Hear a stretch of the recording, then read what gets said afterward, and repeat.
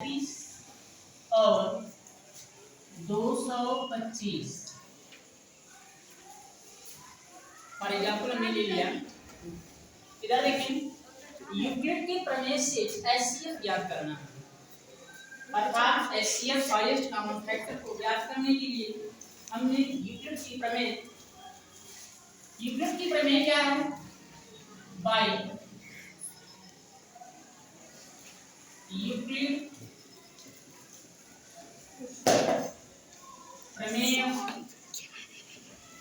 से क्या है? उसकी प्रमेय है a बराबर बी क्यू प्लस a बराबर बी क्यू प्लस। इस फार्मूले का प्रयोग करके एचसीएफ फाइंड आउट करते हैं। कैसे करते हैं? स्टेप फर्स्ट,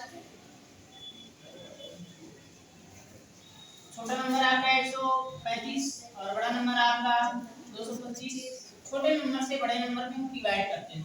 ये तो आपका भाग विधि से था, लेकिन हम इसमें कैसे करते हैं? a बराबर b क्यू प्लस r, अर्थात a तो हमारा होता है भाज्य होता है, b आपका डिवीजन होता है, भाजक होता है, q आपका भागफल होता है और r आपका रिमाइंडर होता है, शेषफल होता है। इधर देखें, तो जो जिसमें भाग करना है 225, ये हमारा डिवाइडेड इधर मनीष इक्वल b का मान यानी जिससे हम भाग करते हैं 135 अर्थात भाजक 135। अब 135 में हम कितने से मल्टीप्लाई करें, यानी कितनी बार हम 145 का हम कितनी बार मल्टीप्लाई करें कि या तो इसके बराबर या तो इससे कम। एक तो भाग है भाग हम ऐसे देते। तो 135 में कितने का मल्टीप्लाई करें और कितना ऐड करें कि कितना मिल जाए? कितना बार? एक बार करते हैं। क्यों? दो बार में कितना हो जाएगा? 200 ज्यादा जाएगा 225 से, कोई बात नहीं। 135 प्लस पूरे मान प्लस r का मान। अब बताइए 135 से कम 135, अब कितना जोड़ लें कि 225 हो जाए? 90 जोड़ लेते हैं तो 225 हो जाना चाहिए। 5 और 9 से 12 रेडी हो गया। ये स्टेप नंबर फर्स्ट आपका कंप्लीट हो गया। इसके बाद स्टेप सेकंड। अब देखिए, जो यह आपका डिवीजन होता है इसको हम डिवाइडेंट बनाते हैं स्टेप सेकंड में। तो 135 जो आपका यहाँ डिवीजन जो होता है, ये b का मान होता है, इसको हम a बनाते हैं। b को हम a बनाते हैं, यानी जो इसकी जगह पे जो रहेगा b की जगह पे उसको हम a बनाते हैं। a की जगह में इतना। अब देखिए, जो यहाँ रिमाइंडर होगा, इधर ध्यान दें, जो ये रिमाइंडर आपका होगा उस रिमाइंडर को हम b की जगह लाएंगे। इधर जो आपका रिमाइंडर होगा उस रिमाइंडर को हम b की जगह लाएंगे। तो रिमाइंडर आप यहाँ लाइए 90। अब ध्यान दीजिए, अब हमको डिवाइडेंड मिल गया, डिवीजन मिल गया। अब डिवीजन से हम कितने बार मल्टीप्लाई करेंगे, कितनी बार भाग जाएगी? कितनी बार इतने भाग? एक बार 90 बन जा 90। अब देखिए, अब कितना ऐड करें कितना हो जाए?